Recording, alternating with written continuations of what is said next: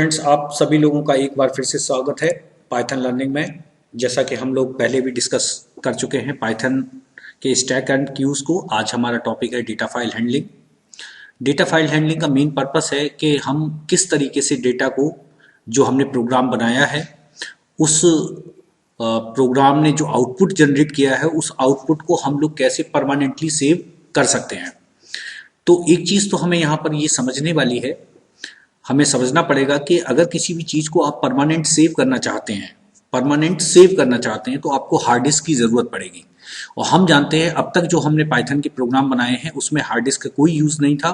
हम लोग जो प्रोग्राम बनाते थे वो रैम में रन होता था, रैम में ही आउटपुट देता था और रैम में ही वो प्रोग्राम टर्मिनेट या ख़त्म हो जाता था। अब हम ये चाहते हैं कि हम एक प्रोग्राम बनाएं और उस प्रोग्राम का आउटपुट हम स्टोर कर लें हार्ड डिस्क में। हार्ड डिस्क में स्टोर करने से हमें जो बेनिफिट होगा वो ये होगा कि हमारा जो आउटपुट है प्रोग्राम का वो परमानेंटली सेव हो जाएगा फाइल के फॉर्मेट में। जैसा आप वर्ड में फाइल बनाते हैं, वर्ड में लिखते हैं, फाइल बनाते हैं और उसको सेव कर देते हैं, तो सेव करते समय वो फाइल का नाम पूछता है। तो सेविंग का मतलब यहाँ पर ये है, सेव कमांड का मतलब यहाँ पर ये है कि जो रैम में कंटेंट हैं, जो रैम में आपने कंटेंट लिखे हैं, वो रैम में से कंटेंट उठ के आपके हार्ड डिस्क में स्टोर हो जाए परमानेंट स्टोरेज के लिए। तो और कई बार आपने ये भी देखा होगा कि कभी आपके टीचर ने या किसी फ्रेंड ने ये कहा कि फाइल को ओपन करो, स्टूडेंट नाम की फाइल है उसे ओपन करो, तो आप सीधे ओपन करते हैं और ओपन करते हैं तो देखते उसमें 10 पेज 20 पेज ऑलरेडी लिखे हुए हैं, ऑलरेडी कंटेंट इज देयर। तो बेसिकली जो फाइल हैंडलिंग का चैप्टर है ये आपको दो भागों में बटा हुआ, दो पार्ट्स में बटा हुआ मिलेगा। एक बोला जाएगा writing portion, how to write file, file बनाई कैसे जाती है, परमानेंट सेव कैसे की जाती है, इसे बोलते हैं राइटिंग प्रोसेस। और एक ये है कि ऑलरेडी फाइल बनी हुई है, ऑलरेडी उसके अंदर कंटेंट अवेलेबल है, अब हमें उस फाइल को रीड करना है। तो बेसिकली इस पूरे चैप्टर में हमें दो ऑपरेशन सीखने हैं, एक राइटिंग और दूसरा रीडिंग। राइटिंग और रीडिंग, राइटिंग का मतलब है फाइल को क्रिएट करना, नई फाइल को क्रिएट करना, और रीडिंग का मतलब है ऑलरेडी फाइल जो बनी हुई है उसको रीड करना और उसके कंटेंट को स्क्रीन पर डिस्प्ले करना। ये बेसिकली इसका पर्पस है। हमने, जैसा मैंने आपको बता दिया कि आप जो काम करते हैं, जनरली जो काम करते हैं, आप प्रोग्राम रन करते हैं रैम के अंदर, और रैम के साथ एक सबसे बड़ी प्रॉब्लम ये होती है कि रैम में रखे हुए कंटेंट जब आपका प्रोग्राम खत्म हो जाता है तो डिसअपियर हो जाते हैं, रिमूव हो जाते हैं, टर्मिनेट हो जाते हैं। आपको आउटपुट आगे फ्यूचर में नहीं मिल पाएगा आपका आउटपुट। तो रैम में ये दिक्कत है। अब हम इसका सॉल्यूशन चाहते हैं, हम चाहते हैं कि हमने, हमारे प्रोग्राम ने जो आउटपुट दिया है वो परमानेंटली सेव हो जाए। हम आगे चल के फ्यूचर में 1 महीने 2 महीने बाद भी अगर हम ये देखना चाहें कि हमारे प्रोग्राम ने क्या आउटपुट दिया था तो हम उसे परमानेंट सेव कर सकते हैं। तो अगर आप परमानेंट सेव करने की तरफ जाते हैं तो परमानेंट सेव की फैसिलिटी आपको हार्ड डिस्क देती है, परमानेंट सेव की फैसिलिटी हार्ड डिस्क देती है। ये नई चीज नहीं है, हमने सेव बटन दबाया है तो सेव बटन में क्या होता है कि रैम के कंटेंट उसके हार्ड डिस्क में स्टोर हो जाते हैं। अब इस पूरे चैप्टर को हम 3 भागों में बांट सकते हैं। एक टेक्स्ट फाइल होती है, टेक्स्ट फाइल मतलब सिंपल फाइल्स होती है, जैसे नोटपैड पे फाइल जो बनाते हैं हम लोग। एक बाइनरी फाइल होती है। बाइनरी फाइल और टेक्स्ट फाइल में एक छोटा सा अंतर ये होता है कि टेक्स्ट फाइल में जिस फॉर्मेट में आप लिखेंगे, इंटीजर में, स्ट्रिंग में, वैसे ही फॉर्मेट में फाइल में लिख जाएगा। लेकिन बाइनरी में क्या होता है, जैसे आपने लिस्ट बनाई, आपने डिक्शनरी बनाई, या मान लीजिए आगे चल के इंजीनियरिंग कॉलेज वगैरह के स्टूडेंट जानते हैं कि क्लास बनाते हैं, क्लास होता है। कुछ बच्चों ने जिन्होंने सी पढ़ी है वो जानते हैं सी में स्ट्रक्चर होते हैं। तो पाइथन वाले बच्चों को पता है कि लिस्ट होती है, टपल होती है, डिक्शनरी होती है। सी प्लस प्लस जिसने पढ़ी है, जावा जिसने पढ़ी है उसको मालूम है क्लासेस होती हैं, स्ट्रक्चर्स होते हैं। तो उनको अगर आपको लिखना है फाइल के अंदर तब आप बाइनरी फाइल का यूज करेंगे।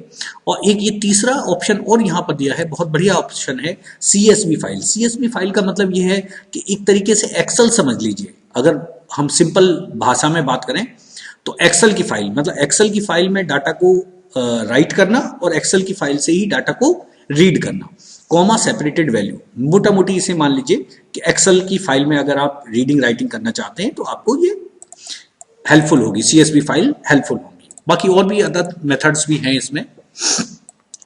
यहां पर ये डायग्राम से समझाया है इन्होंने। डायग्राम बहुत सिंपल है। इन्होंने कहा यूजर जो प्रोग्राम बनाता है जनरली वो प्रोग्राम रैम के अंदर रन करता है। जनरली वो प्रोग्राम जो होता है वो रैम के अंदर रन होता है।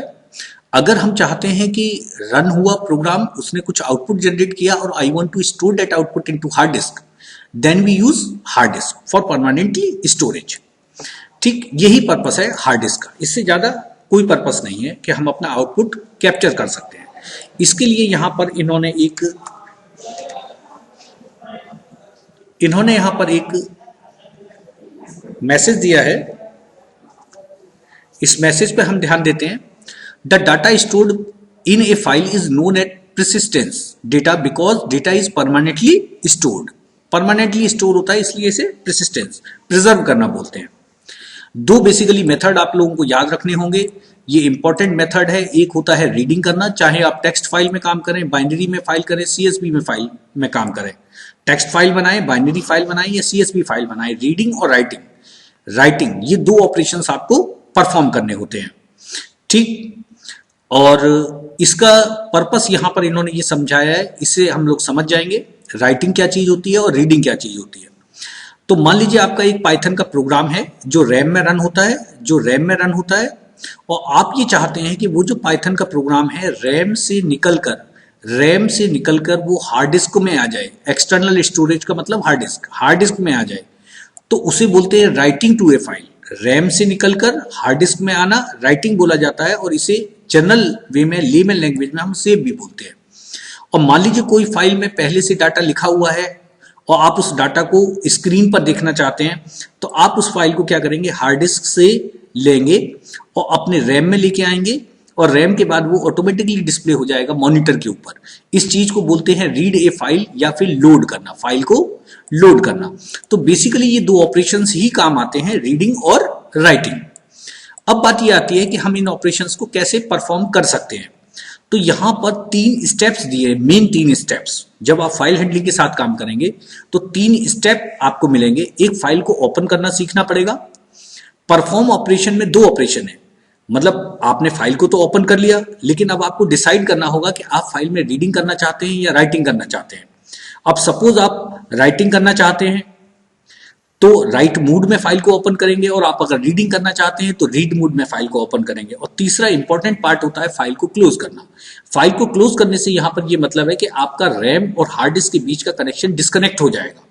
रैम और हार्ड डिस्क के बीच का कनेक्शन डिस्कनेक्ट हो जाएगा। अब यहां पर जब आप ओपनिंग ए फाइल करते हैं तो देखिए, सबसे पहले आपको बनाना है एफ एक वेरिएबल मान लीजिए, ओपन एक फंक्शन है, प्रीडिफाइंड फंक्शन है, ravi.txt। आप ये कह रहे हैं कि ravi.txt एक फाइल है, और यहां पर आर इंडिकेट करता है फाइल के मूड्स को। आर का मतलब है रीडिंग। आर का मीनिंग यहां पर है कि आप फाइल को रीड करना चाहते हैं। अगर यहां पर डब्ल्यू लगा होता, अगर आपका यहां पर डब्ल्यू लगा होता तो डब्ल्यू का मतलब होता कि आप फाइल को राइट करना चाहते हैं, फाइल को राइट करना चाहते हैं या फाइल में राइट करना चाहते हैं। परफॉर्म, अब जब रीड लगा है तो ऑब्वियसली हम इस परफॉर्मिंग ऑपरेशन कौन सा होगा, रीड। हमने कहा f.read, तो f का मतलब है ravi.txt। f का मीनिंग है ravi.txt में से सारे कंटेंट निकल के हमारे d नाम के वेरिएबल में स्टोर हो जाएंगे। d just act as like a dictionary, ये लिस्ट और डिक्शनरी की तरह काम करेगा। तो d यहां पर एक वेरिएबल है, उसमें सारे ravi.txt के कंटेंट आ जाएंगे, और इस d को हम चाहें तो प्रिंट भी कर सकते हैं। अगर मैं चाहूं यहां पर प्रिंट, तो मैं यहां पर print प्रिंट लिख सकता हूं, प्रिंट d, तो मेरी स्क्रीन के ऊपर फाइल के कंटेंट डिस्प्ले हो जाएंगे। और देन नेक्स्ट और लास्ट स्टेटमेंट होगा हमारा f.close, हम फाइल को क्लोज कर सकते हैं।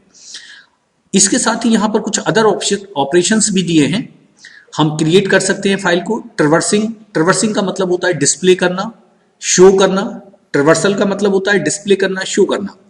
Appending data into a file, मतलब कोई फाइल पहले से बनी है, उसके अंदर 4 लाइनें लिखी हुई हैं, आप चाहते हैं 5वीं लाइन और उसके अंदर लिख जाए, 6th लाइन और उसके अंदर ऐड हो जाए। तो आप अगर पहले से बनी हुई फाइल में डाटा ऐड करना चाहते हैं, एट द एंड लास्ट में डाटा ऐड करना चाहते हैं, तो आप अपेंड कर सकते हैं। इंसर्टिंग डाटा इनटू फील्ड, आप सर्टेन लोकेशन पर भी इंसर्ट कर सकते हैं। डिलीटिंग डाटा फ्रॉम फाइल, आप चाहते हैं कि जो फाइल है उसमें से रोल नंबर 16 डिलीट हो जाए, तो रोल नंबर 16 का डाटा डिलीट हो जाएगा। फाइल को कॉपी करना, पहले से एक फाइल बनी है, you want to create another copy of that file, yes you can create. Update data into file, मान लीजिए किसी का ट्रांसफर हो गया, किसी का सिटी बदल गया, या मान लीजिए किसी की फीस चेंज हो गई, तो आप फाइल के अंदर डाटा में चेंज भी कर सकते हैं। तो ये सारे ऑपरेशंस हम लोगों को आने चाहिए फाइल हैंडलिंग में। ये बहुत इंपॉर्टेंट ऑपरेशंस हैं, सभी को आने चाहिए। अब यहाँ पर फाइल के टाइप के बारे में इन्होंने डिस्कस किया है कि जो पाइथन में फाइल्स होती है वो बेसिकली 3 टाइप की होती है। एक टाइप होता है टेक्स्ट फाइल, टेक्स्ट फाइल होता है।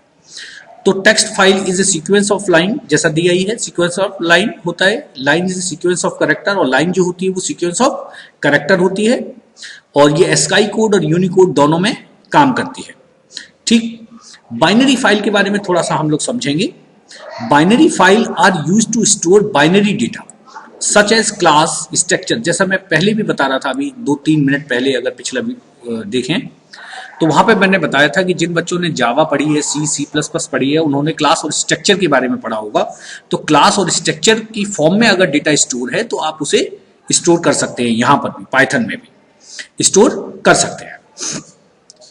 तो अब यहां पर हम लोग आगे देखेंगे opening and closing file. File को ओपन कैसे करते हैं और फाइल को क्लोज कैसे करते हैं। तो ओपन करने के लिए ओपन फंक्शन है, ओपन के साथ आपको फाइल का नाम पास करना है, और फाइल के नाम के पास करने के साथ साथ आपको ये भी पास करना होगा कि वो फाइल आप ओपन करना चाहते हैं रीड मोड में या राइट मोड में, किस मोड में फाइल को ओपन करना चाहते हैं। तो फाइल की ओपनिंग हो गई।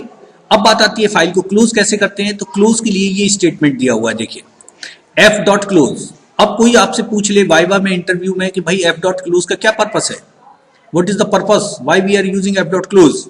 तो आप सिंपल सा उसे एक बात बता देंगे कि f.close का मीनिंग है कि रैम और हार्ड डिस्क के बीच के कनेक्शन टर्मिनेट हो जाएगा, डिस्कनेक्ट हो जाएगा। ये एक पूरा प्रोग्राम दिया हुआ है। इससे हम फाइल को ओपन किया, रीड मोड में ओपन किया, जैसा आप देख रहे हैं, आपने फाइल को रीड मोड में ओपन कर लिया। अब फाइल डॉट नेम कहेंगे तो फाइल का नाम दिखा देगा, फाइल डॉट मोड करेंगे तो रीड मोड उसने दिखा दिया, फाइल रीडेबल तो उसने कह दिया यस ट्रू, फाइल क्लोज्ड तो देखिए उस समय पर फाइल क्लोज नहीं हुई थी इसलिए इसने फॉल्स दिखाया, उस समय पर क्लोज नहीं हुई थी दैट्स वाई इसने क्लोज दिखाया। अब आपने फाइल डॉट क्लोज लिख दिया, देखिए यहां सेंटेंस पर ध्यान दीजिए, फाइल डॉट क्लोज लिख दिया तो f डॉट क्लोज का आउटपुट क्या आ गया, ट्रू आ गया।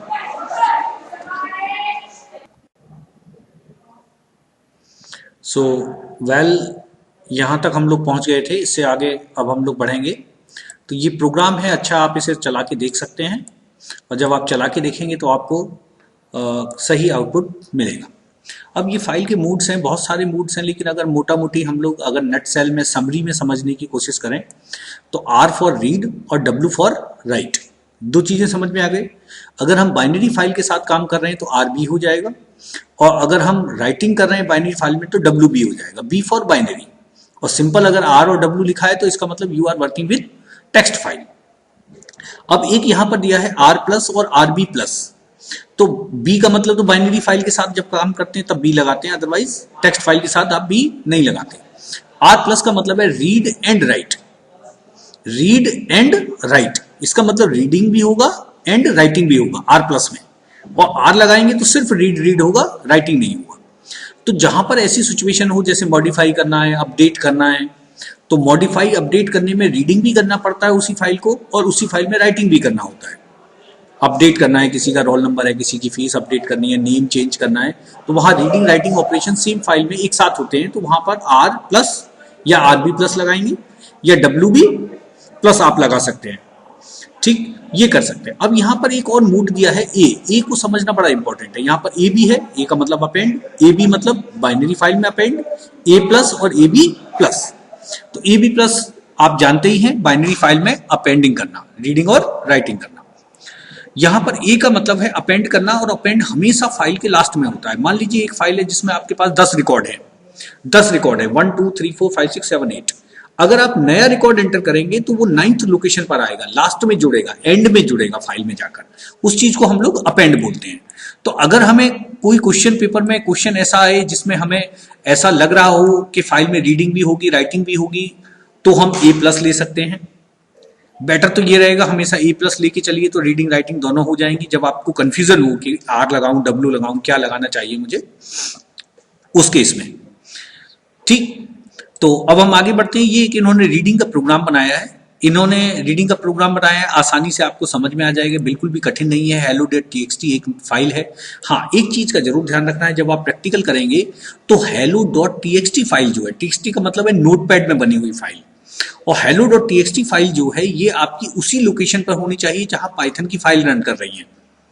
लोकेशन का जरूर ध्यान रखिए। कई बार क्या होगा, आप C कोलन में D कोलन में hello.txt बना देंगे तो फिर आपको यहां पर पूरा पाथ पास करना होगा।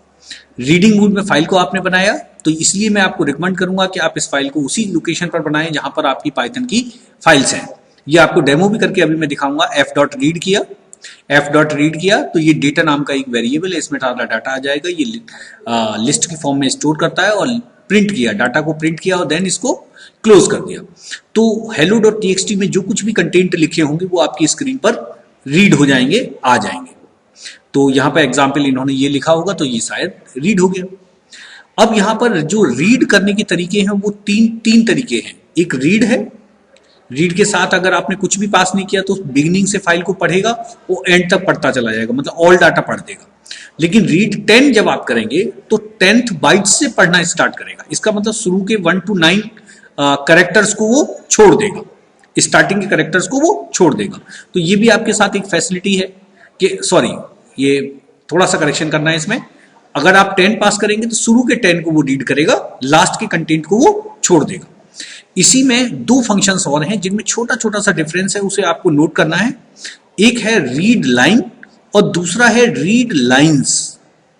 रीड लाइन, लाइन का मतलब single line at A time, single line at A time. ध्यान दीजिए, यहां पर सेंटेंस बोला है single line, read one line at A time, और यहां पर रीड लाइंस का मतलब है कि रीड मैनी लाइंस एट ए टाइम।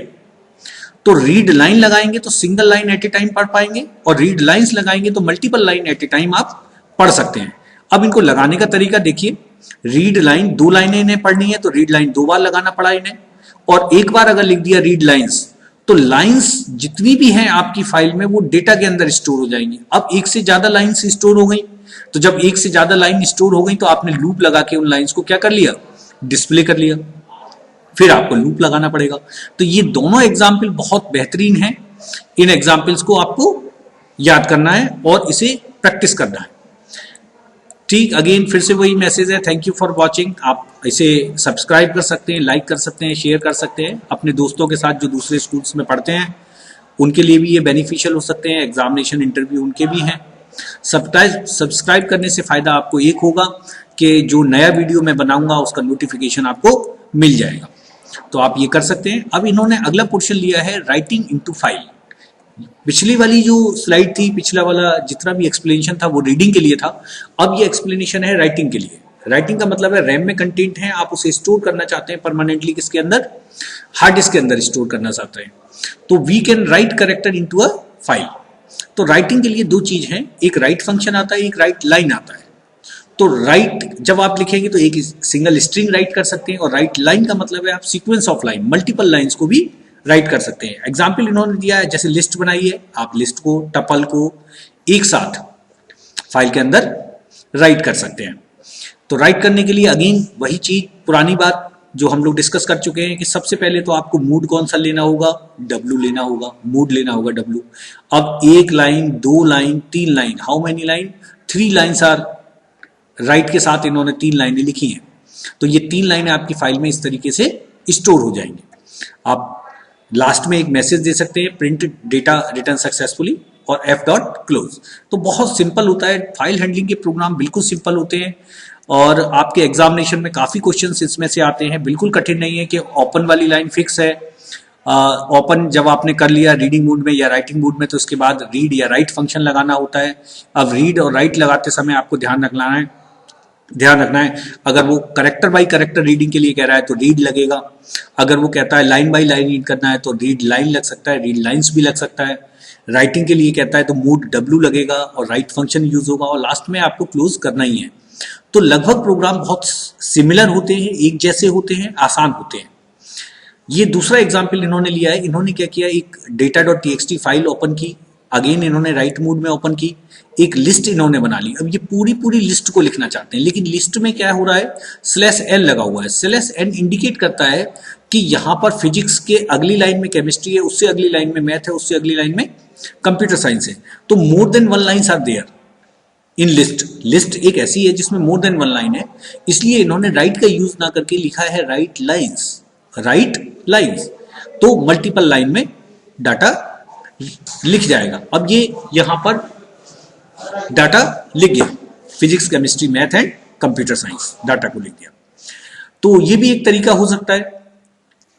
अगेन एग्जाम्पल उसी तरीके का एक एग्जाम्पल है, ये बस इसमें चेंज इतना किया है कि वहां पर क्या किया है, देखिए ध्यान से अगर आप देखेंगे यहां पर तो F=2 लगाया है, F=2, लेकिन यहां पर क्या कर रहा है, एक तरीका बदल दिया है इन्होंने बताया आप ऐसे भी F=2 ओपन ना लिखना चाहें तो with open hello.txt, w as F ऐसे भी लिख सकते हैं। तो ये आपकी इच्छा है, आपकी मर्जी है। मेरा तो रिकमेंडेशन ये रहेगा कि जो सिंपल है ऊपर मेथड F=2 ओपन फाइल का नेम एंड मूड, इस तरीके से ही लिखने की कोशिश करें। मेरा आपसे यही रहेगा। बाकी आप इस मेथड को भी यूज करना चाहें तो इसे भी यूज कर सकते हैं। आउटपुट में कोई अंतर नहीं आएगा, आउटपुट आपका सेम रहेगा। अब ये अपेंड फाइल के बारे में इन्होंने बताया। अपेंड का मतलब जैसा मैं पहले भी बता चुका हूं कि कोई पहले से बनी हुई फाइल है, उसमें 9 लाइनें 10 लाइनें ऑलरेडी हैं, आप एक और लाइन ऐड करना चाहते हैं एट द एंड, तो आप A और A+ का यूज कर सकते हैं। तो इसमें फायदा ये रहेगा, जब आप A लगाएंगे तो उसमें से जो 4-5 लाइन पहले से स्टोर हैं वो तो बनी ही रहेंगी, वो हटेंगी नहीं, और ये नई लाइनें और ऐड हो जाएंगी। इसीलिए W का यूज कम करते हैं हम लोग, A का यूज ज्यादा करते हैं, जिससे पुराना डाटा फाइल से इरेज ना हो। तो ये देखिए पुराने एग्जाम्पल में 4 लाइनें हम लोगों की पहले से थी, 4 लाइनें, और 2 इन्होंने उसी फाइल में और ऐड कर दी एट द एंड। आप चाहें तो यूजर से इनपुट ले सकते हैं, और यूजर से इनपुट लेने के बाद आप उस इनपुट को भी राइट कर सकते हैं। ये सिंपल प्रोग्राम है। अपेंड A लगा दिया, देखिए यहां पर A लगा दिया। A लगाने से फायदा भी है इन्हें कि उसी फाइल में बार बार राइटिंग होता जाएगा। उसका नेम और एज लिया, नेम को स्टोर किया, एक लाइन का गैप देने के बाद एज को स्टोर किया, एज को स्टोर करने से पहले इसे स्ट्रिंग में कन्वर्ट कर दिया। तो जब आप यस करते रहेंगे तब तक वो रिकॉर्ड्स को एंटर करता रहेगा। अब यहां पर इन्होंने समझाया है, मैंने शुरू में ही बताया था आपको कि फाइल्स जो होती है वो बेसिकली 3 तरीके की होती हैं। एक होती है आपकी टेक्स्ट फाइल, दूसरी होती है बाइनरी फाइल, और तीसरी होती है आपकी CSV फाइल्स होती हैं। 3 तरीके की फाइल्स होती हैं। तो ये जब आप बाइनरी फाइल के साथ काम करेंगे तो आपको एक ये इंपोर्ट पिकल करके लिखना पड़ेगा। इंपोर्ट पिकल यहाँ पर क्या है, एक लाइब्रेरी है, एक मॉड्यूल है जो पहले से बना हुआ है, हमें नहीं बनाना पड़ता। जब आप पाइथन को इंस्टॉल करते हैं अपने कंप्यूटर में तो ये ऑटोमेटिकली इंस्टॉल हो जाता है, आपको इंपोर्ट करना है। और पिकल के साथ एक और फैसिलिटी होती है कि ये एक बाइनरी फाइल है। बाइनरी फाइल एक सर्टेन स्ट्रक्चर के अंदर बंद होती है, स्ट्रक्चर टाइप का होता है, ये स्ट्रक्चर कह सकते हैं, क्लास कह सकते हैं। तो आप इसे बड़ी फाइल्स, बेसिकली इसकी जरूरत इसलिए पड़ती है, कई बार डाटा आपके पास बड़ा होता है, काफी हैवी अमाउंट में डाटा होता है, अगर आप उसको राइट या रीड करना चाहते हैं तो आप बाइनरी फाइल का यूज कर सकते हैं। अब बाइनरी फाइल का जब यूज करेंगे तो आपको रीड और राइट फंक्शन नहीं मिलेंगे। यहां पर क्या होगा, ये मिलेगा। राइटिंग अगर आप करना चाहते हैं, राइटिंग जैसा काम करना चाहते हैं तो डंप मिलेगा, और अगर रीडिंग जैसा कोई काम करना चाहते हैं तो आपको रीड मिलेगा। तो रीडिंग पॉइंट ऑफ व्यू से लोड फंक्शन है यहां पर, और राइटिंग पॉइंट ऑफ व्यू से डंप फंक्शन है यहां पर। तो ये 2 फंक्शन आपको मिलेंगे, रीड और राइट नहीं मिलेगा। रीड राइट फंक्शन हमेशा टेक्स्ट फाइल में मिलता है। बाइनरी फाइल के साथ जब आप काम करेंगे तो you will get dump function for writing point of view and load function for reading point of view. How to do this, देखिए सबसे पहला स्टेटमेंट आपको लिखना पड़ेगा, इंपोर्ट पिकल। आपने एक लिस्ट बना ली, फाइल को ओपन कर लिया। ओपन करने के बाद अगर राइटिंग करना चाहते हैं तो सिंपल एक काम करेंगे, राइट जहां पर लिखते थे वहां पर राइट ना लिख के DUMP डंप लिख देंगे, और लिखने का थोड़ा सा तरीका बदला हुआ है, लिस्ट लिखेंगे और उसके बाद फाइल का पॉइंटर पास करेंगे और देन फाइल को क्लोज कर देंगे। तो जैसा शुरू के स्टार्टिंग में मैंने बताया था कि जब भी आप फाइल्स के साथ काम करें, चाहे either you work with text file और you work with binary file, आपको दो तीन चीजें करनी होती है। सबसे पहली काम करना होता है फाइल को ओपन करना, दूसरा काम करना होता है आपको, सेकंड नंबर का काम है कि आप फाइल को रीडिंग करना चाहते हैं या राइटिंग करना चाहते हैं, और तीसरा इंपॉर्टेंट काम है डिस्प्ले करना, और चौथा इंपॉर्टेंट काम है फाइल को क्लोज करना। बेसिकली यही फंक्शंस इनके अंदर होते हैं। आप रीड करना चाहें तो ये देखिए रीड का प्रोग्राम है, बड़ा सिंपल सा प्रोग्राम है। फाइल को ओपन किया गया, फाइल को ओपन करने के बाद उसे रीड करना है तो लोड नाम का फंक्शन लगाया है इन्होंने, load is a function, then close कर दिया, और उसके बाद में जो डाटा आपके पास आया DICT में आपने उसे स्टोर कर लिया, और स्टोर करने के बाद प्रिंट कर दिया। तो एज इट इज अगर आप ये 4 या 5 लाइनों की कोडिंग भी कर लेते हैं सही तरह, 4 या 5 लाइनों की कोडिंग भी अगर आप सही तरह कर लेते हैं, तो आप ये समझिए कि यू विल गेट 3 और 4 marks in your any examination, आपको मिल जाएंगे। और कई बार इसमें से इंटरव्यू के क्वेश्चन, वाइवा के क्वेश्चन भी बनते हैं।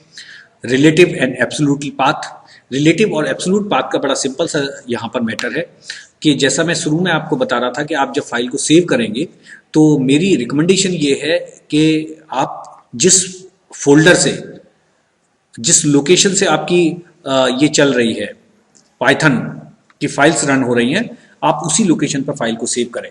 लेकिन आप चाहें तो अपनी मर्जी का पाथ भी सेट कर सकते हैं। तो यहाँ पर एक फंक्शन है, ये कहते हैं कि वैसे तो बाय डिफॉल्ट क्या होता है, करंट डायरेक्टरी में ही आपकी फाइल्स जाके सेव हो जाती है उसी लोकेशन पर जाकर। लेकिन अगर आप चाहें तो gate CWD is a function can be used to identify the current working directory. Get CWD, get का मतलब लेना, C current working directory, CWD current working directory को भी आप पता कर सकते हैं। तो अगर आपको ये नहीं पता कि आपकी फाइल कहाँ जाके सेव हो गई है, उसे मैं कैसे रीड करूँ, बनी या नहीं बनी, अगर आपके मन में कुछ डाउट है तो आप सिंपल सा ये लिखें import os.get.cwd और CWD को प्रिंट कर दे, तो आपको वो बता देगा कि आपकी फाइल किस लोकेशन पर जाकर स्टोर हो गई है। वहां पे आप फाइल डायरेक्टली भी ओपन कर सकते हैं, सर्च कर सकते हैं। स्टैंडर्ड फाइल स्ट्रीम, ये पहले से स्टैंडर्ड फाइल स्ट्रीम है, इसके बारे में हमें बहुत ज़्यादा डिस्कशन करने की ज़रूरत नहीं है। sys.stdin, इन का मतलब यहाँ पर आप मान लीजिए कीबोर्ड से है, इनका मतलब यहाँ पर मतलब है कीबोर्ड से। हमारे कंप्यूटर में कीबोर्ड लगा रहता है, कीबोर्ड, तो हमारे कंप्यूटर में कीबोर्ड लगा रहता है, तो उसको system standard input device keyboard को बोला जाता है। आउटपुट के लिए बोला तो ये VDU होता है, आउटपुट के लिए VDU, जिसे हम लोग मॉनिटर बोलते हैं, जिसे हम लोग मॉनिटर बोलते हैं। और STD एरर, ये भी मॉनिटर के ऊपर डिस्प्ले होती है। तो आप ये जैसे इन्होंने किया है, इन्होंने क्या किया कि f.write नहीं किया, f.write नहीं किया, इन्होंने क्या किया, system.out कर दिया, system.std.out.write कर दिया। तो ये भी एक दूसरा मेथड है, इसका कोई बहुत यूज आपकी प्रोग्रामिंग में नहीं है, लेकिन फिर भी कई बार क्वेश्चन पेपर में आ जाता है कि स्टैंडर्ड इनपुट डिवाइस कौन सा होता है, तो STD इन लिखेंगे। स्टैंडर्ड आउटपुट डिवाइस पूछ ले तो STD आउट, और स्टैंडर्ड एरर स्ट्रीम अगर पूछता है तो STD-ERR आप लिख सकते हैं। तो आज हम लोग इतना ही पढ़ेंगे। Again thank you very much to all of you. और इसके प्रोग्राम्स को आप लोग, एक प्रोग्राम में यहाँ पर आपको बना के दिखा देता हूँ किस तरीके से बनता है। ये मैंने फाइल ओपन की, पाइथन, आप सब लोगों को दिखेगा, ये न्यू किया। अगर मुझे फाइल बनानी है, राइटिंग के लिए बनाना है, तो अब मैं लिखूंगा F=open ओपन, और मान लीजिए उसका नाम मैं रख देता हूँ STUD1 नाम रखा। और मान लीजिए राइटिंग के पॉइंट ऑफ व्यू से बनानी है तो मुझे यहाँ पर लिखना होगा W। अब हमने लिख दिया F.write राइट, और उसके अंदर लिख दिया हमने हेलो इंडिया। सपोज एक लाइन लिख देते हैं, आप चाहें तो 2 लाइन 3 लाइन कितनी भी लाइन लिख सकते हैं। और F.close क्लोज, आपने क्लोज कर दिया। अब इस फाइल को सेव कर लीजिए। मान लीजिए मैं इस फाइल को सेव करता हूं, राइटिंग का प्रोग्राम है WRITE राइट 11.py से इसे सेव कर देते हैं। अब हम इसे रन करेंगे। जब मैंने इसे रन किया तो देखिए कोई आउटपुट स्क्रीन पर नहीं आया। कोई आउटपुट स्क्रीन पर क्यों नहीं आया? क्योंकि जो मैंने राइटिंग की है, जो मैंने यहाँ पर राइटिंग की है, वो राइटिंग कहाँ चली गई? फाइल के अंदर। और फाइल का नाम क्या है? STUD1।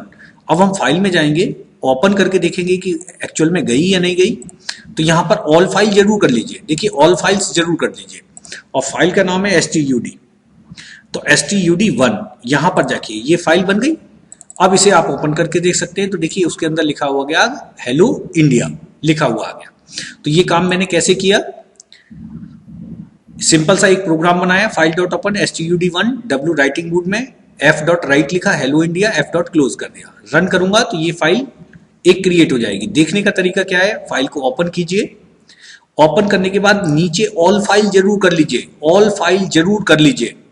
जैसे ही आप ऑल फाइल करेंगे तो आपको ये std1 नाम की फाइल मिल जाएगी, ये std नाम की 1 फाइल मिल जाएगी, आप इसे ओपन करके देख सकते हैं। तो ये इसमें लिखा हुआ मिल जाएगा। अब मैं आपको बताता हूं कि रीड कैसे करते हैं। तो अब मैं अगला प्रोग्राम बना रहा हूं जो इसी को जो कंटेंट मैंने लिखे हैं उसे रीड कर लेगा। तो तरीका वही है पुराना, f डॉट ओपन, फाइल का नाम std1 ब्रैकेट क्लोज किया, r रीडिंग मोड में ओपन किया, और अब आपने लिखा d equals to f dot read, ये ब्रैकेट लगाया, और इसके बाद आपने प्रिंट कर दिया, डाटा रीड होके d में आ गया होगा, आपने इसे d को प्रिंट किया और f डॉट clo ऐसे क्लोज कर दिया, f को क्लोज कर दिया। अब आप इस फाइल को सेव कर लीजिए, ये आपने फाइल को सेव किया read.py नाम से। अब आप इसे रन कर सकते हैं, तो जो कंटेंट लिखे होंगे फाइल में वो आपकी स्क्रीन के ऊपर डिस्प्ले हो जाएंगे।